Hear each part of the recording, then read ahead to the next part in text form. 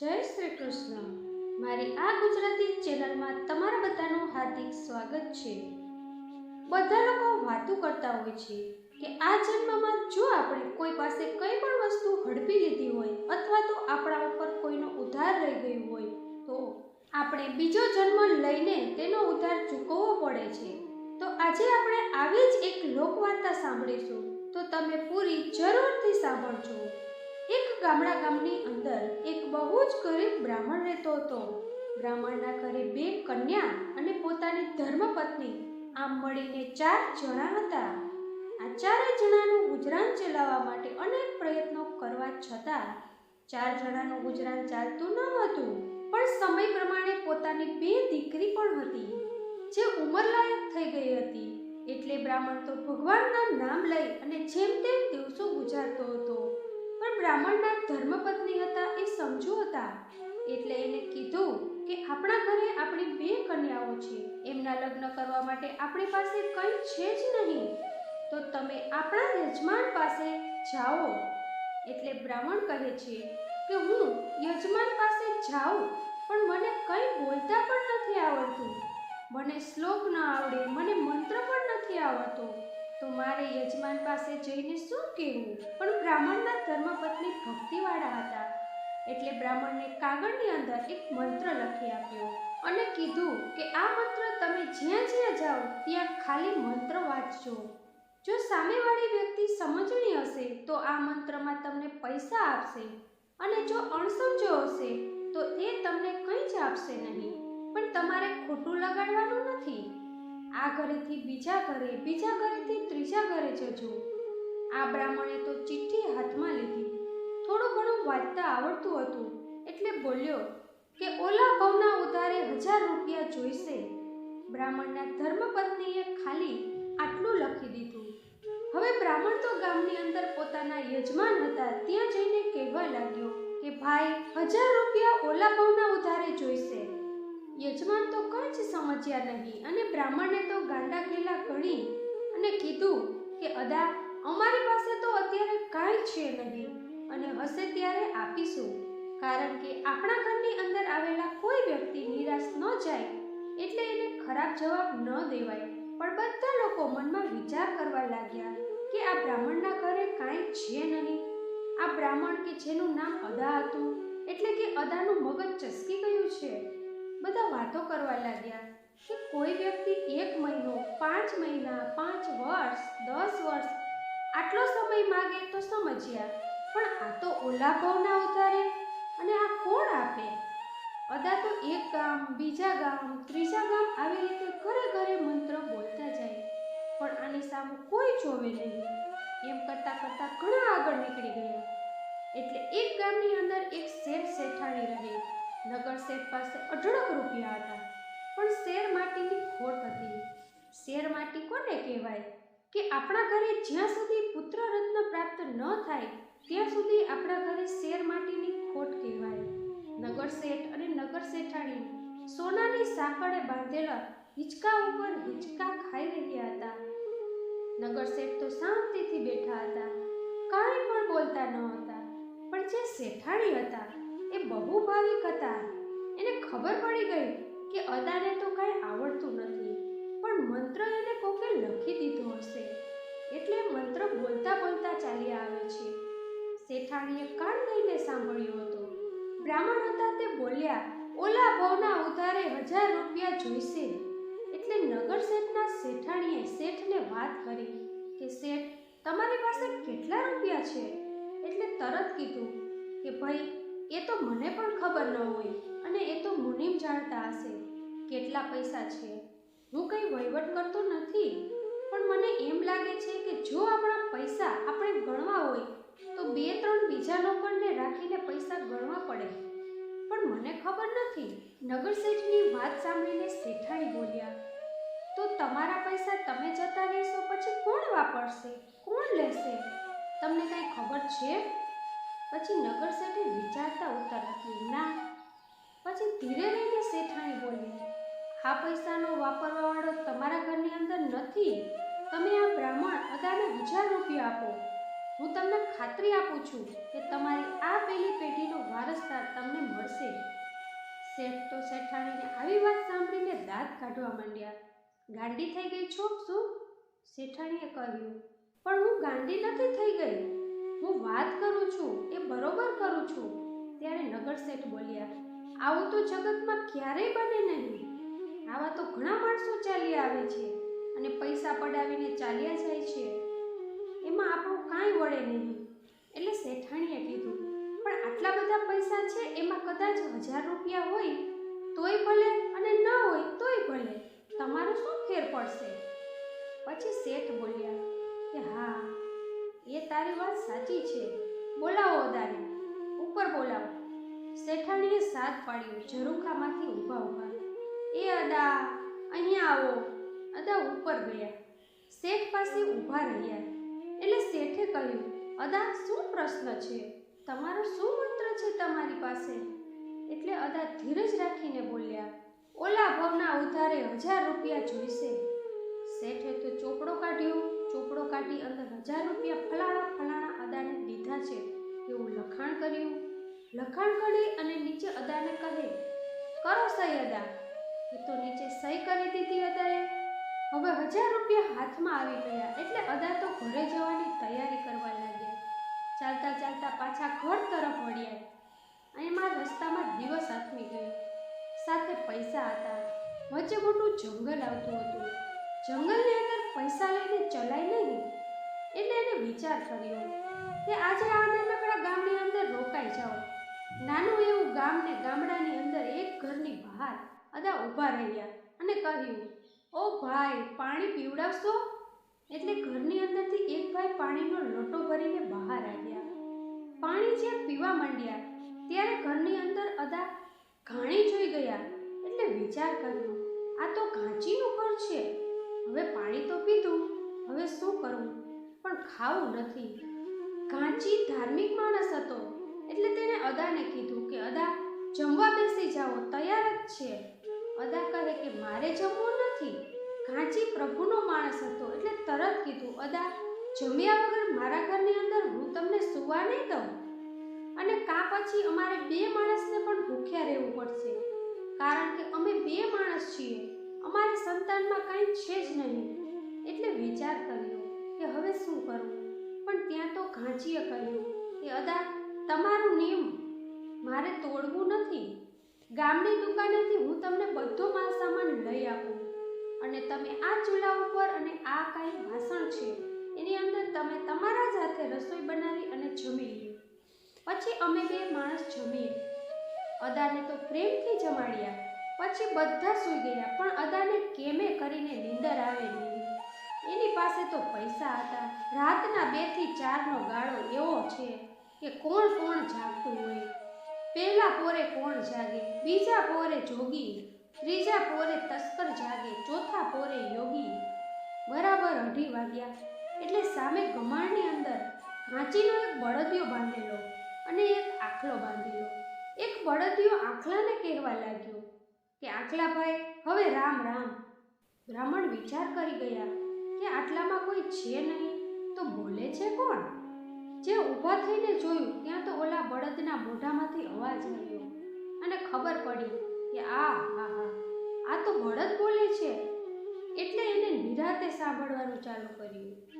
આખલાએ બળદને કહ્યું, કેમ બળદભાઈ રામ રામ કહો છો? ત્યારે બળદ બોલ્યો કે આપણો માલિક આ ઘાંચી છે, તે મારી પાસે 2 આના માંગે છે. કાલે સવારે કોઈ ઘાણી કઢાવવા વાળો આવશે. ઘાણીના 2 આના ભાવ ચાલે છે અને 2 આના હું એને મારી મહેનત મજૂરી કરીને હું આપી દઈશ. એટલે મારો આ દેહ મરી જશે અને બીજું ખોરિયું મળી જશે મને. આખલાભાઈ કહે છે કે મારું શું થશે? એટલે બળદ બોલ્યું કે ભાઈ, તારે હજી 1000 રૂપિયા દેવાના છે. આપણો માલિક તારી પાસે 1000 રૂપિયા માંગે છે. તો 1000 રૂપિયા માંગે ત્યાં સુધી તારે ઘાણીએ ફરવાનું છે. પેલા લઈ લીધા હોય એટલે આ ભવે હવે મજૂરી કરીને પાછા આપવા પડે છે. ત્યારે આખલો બોલ્યો કે બળદભાઈ, મારો કાંઈ છુટકારો થાય એવું ખરું? બળદ બોલ્યું, હા, તારો છુટકારો થાય એવું છે. પણ આટલામાં જો કોઈ સારો માણસ એવો હોય, જ્ઞાની માણસ હોય અને આપણા ગામના રાજાએ એ રાજાના ઘરે એક હાથી છે અને એ હાથી રાજા પાસે 1000 રૂપિયા માંગે છે, એટલે હાથી થઈને લેવા આવ્યો છે.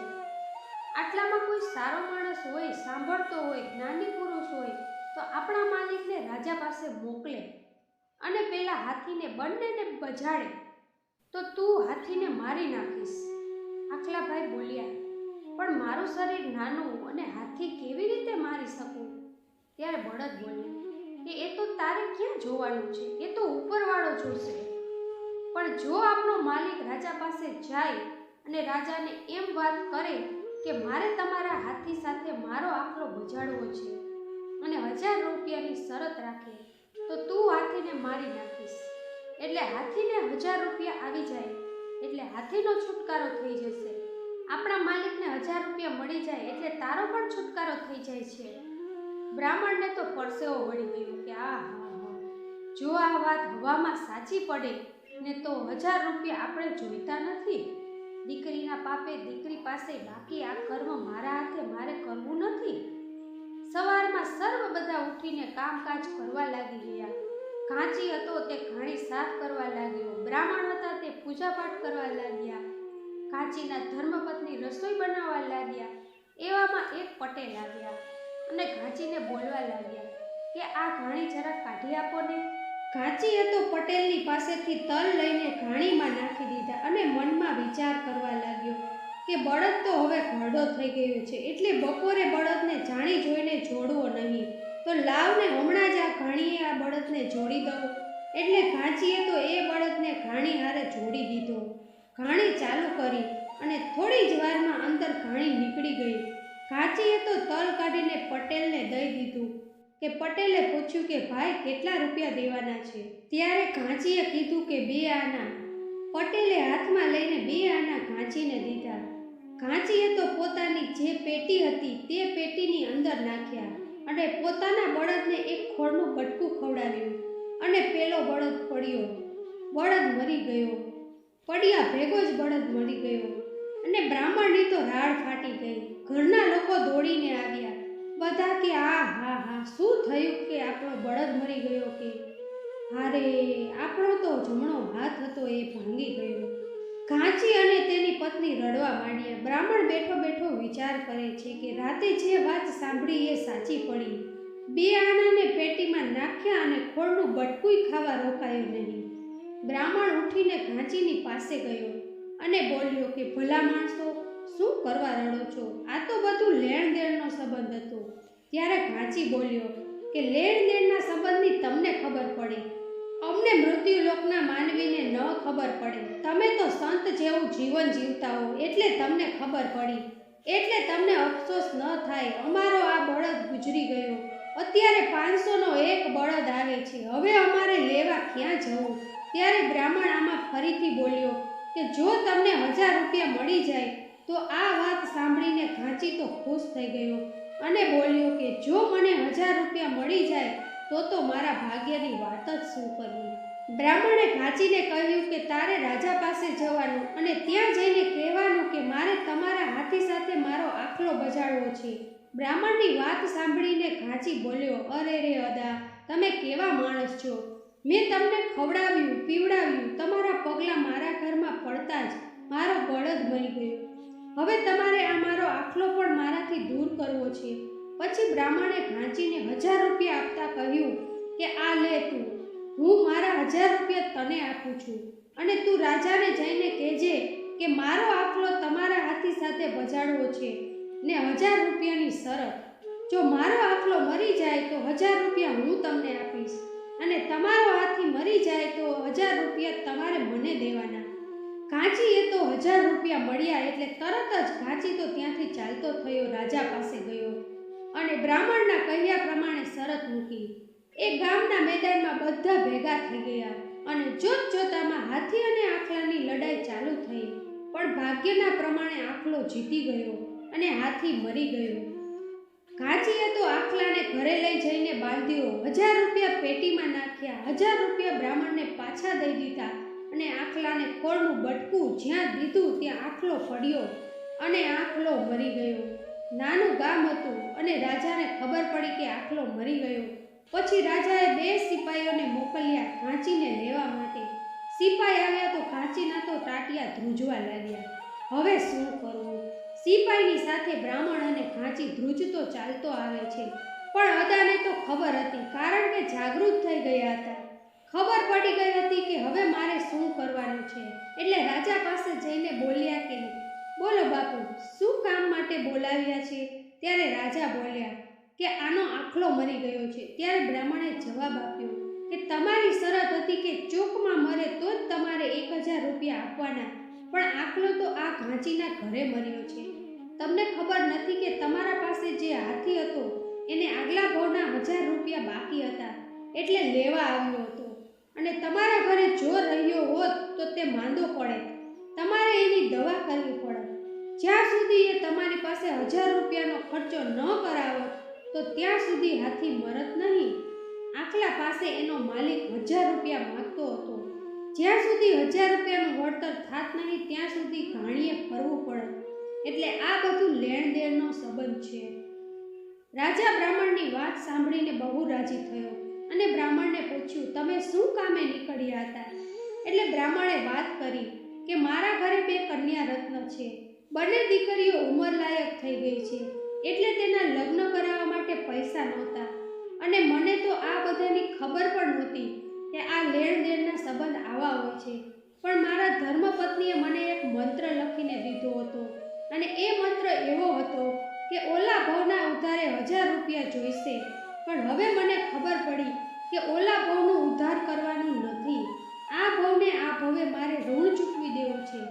એટલે મારે અત્યારે ને અત્યારે શેઠ પાસે પાછું જવું છે.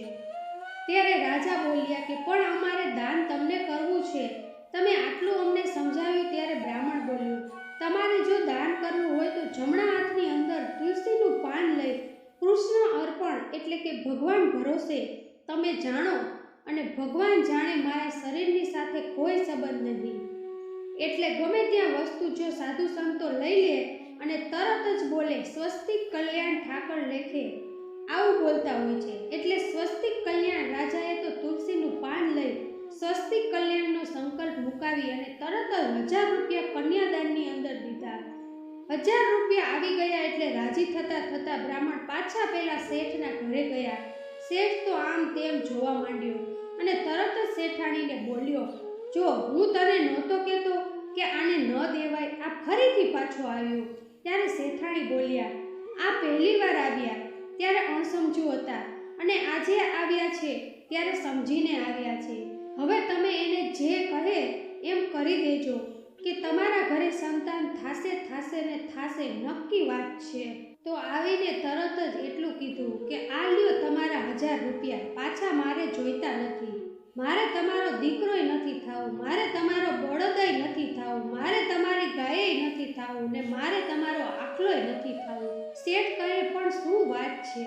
બ્રાહ્મણ બોલ્યા કે આ વાત જવા દો, તમે પહેલા ચોપડો કાઢો, ખાતું જમા કરો, મારે નથી જોઈતા. એટલે પણ શેઠ કહે, તમે શું કામે નીકળ્યા હતા? ત્યારે બ્રાહ્મણે કહ્યું, અમારા ઘરે 2 દીકરીઓ છે. દીકરીઓના લગ્ન કરવા માટે પૈસા નહોતા, એટલે મારા ધર્મપત્નીએ મને આ મંત્ર લખી દીધો હતો, એટલે હું અહીંયા આવ્યો હતો. તો પણ જો તમારે દેવા હોય તો મારી દીકરીના કન્યાદાનમાં 1000 રૂપિયા આપો. એટલે ધર્મના દાનથી દાનના પુણ્ય પ્રતાપી શેઠને ત્યાં દીકરો થાય. રાજાએ પણ 1000 રૂપિયા આપ્યા હતા, એટલે રાજાને ત્યાં પણ દીકરો થયો. આમ બંનેને ત્યાં દીકરા થયા અને આ બાજુ બંને કન્યાના લગ્ન કરી અને પુણ્યનું ફળ મેળવ્યું. અદા બ્રાહ્મણ પણ સ્વર્ગમાં સીધાવી ગયા. તો મિત્રો, દરેકે પોતાના પૂર્વજન્મનું કર્મ પૂર્ણ કરવું જ પડે છે. આપણી સાથે જે કંઈ પણ થાય છે તે આપણા કર્મનો હિસાબ જ હોય છે. તો મિત્રો, આજનો આ વિડીયો તમને જરૂર ગમ્યો હશે તો વિડીયોને લાઈક કરી ચેનલને સબસ્ક્રાઈબ કરજો. તો ફરીથી મળીશું મિત્રો આવા જ વિડીયો સાથે. ત્યાં સુધી તમારું ધ્યાન રાખજો, હસતા રહેજો અને હંમેશા ખુશ રહેજો. ક્યારેક તમારા માટે તો ક્યારેક તમારા પરિવાર માટે. કરો એવું કે દુનિયા કરવા ઈચ્છે તમારા જેવું.